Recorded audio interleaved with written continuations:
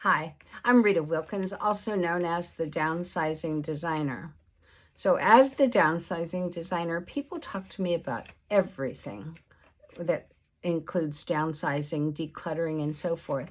And one particular topic that has come up a lot lately is how emotional downsizing is. And how do you learn to live with less and still be happy? So that's today's topic. Downsizing is emotional, learning to live with less so you can live more. So if you're in your 60s or 70s, you've probably at least thought about and probably talked about downsizing to a smaller, more manageable home. And for many, downsizing is actually a choice. It's a decision to live that simpler, less cluttered life so you can have more time, money, and freedom to pursue those things that you want at this stage of your life. The idea of living with less so you can have a richer, more abundant life is very appealing to those who can actually choose that lifestyle. But what if you don't have a choice? What if you have to downsize? For financial reasons, for health reasons, for death or divorce. For example, a new widow who can't stand the thought of living in the house that she shared with her spouse for over 40 years, or an older couple who can no longer afford to take care of that large home that they've lived in for many, many years and raised their kids in, or a divorcee whose deteriorating health necessitates that she or he move to a one-level home. Unfortunately, these are real-life situations that occur every single day, forcing the need to downsize and declutter. And perhaps you've even had the experience yourself, or you know people that have had that experience.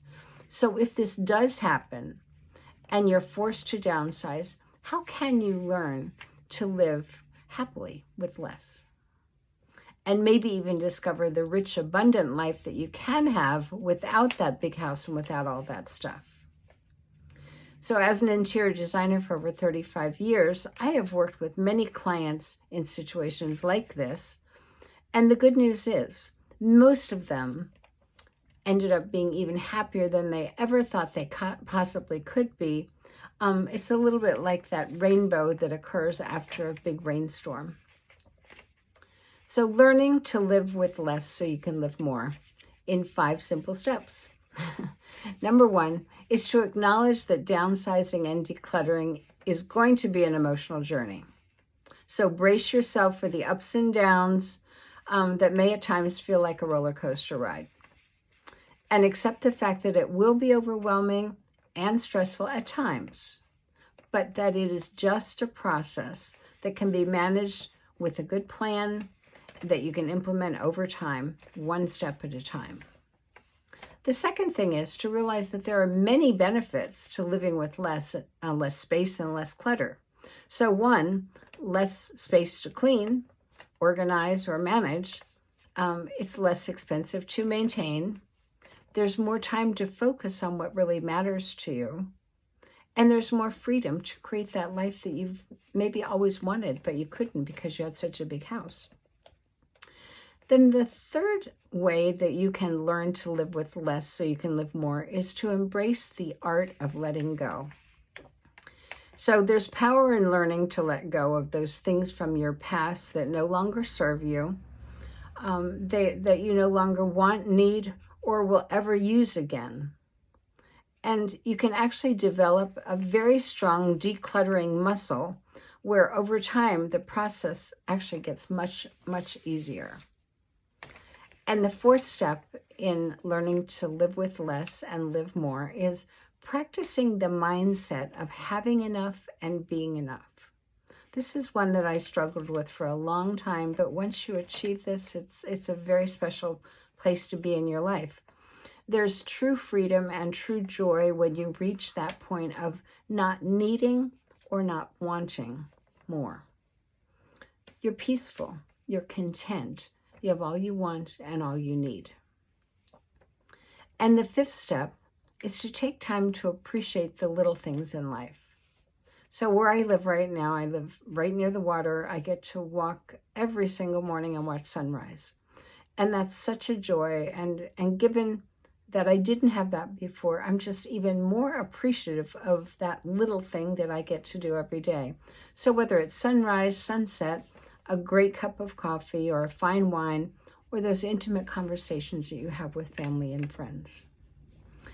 The next thing is to practice noticing all those experiences that you're having, being grateful for all you do have. Those are the little things that you can do to learn how to live with less and live more.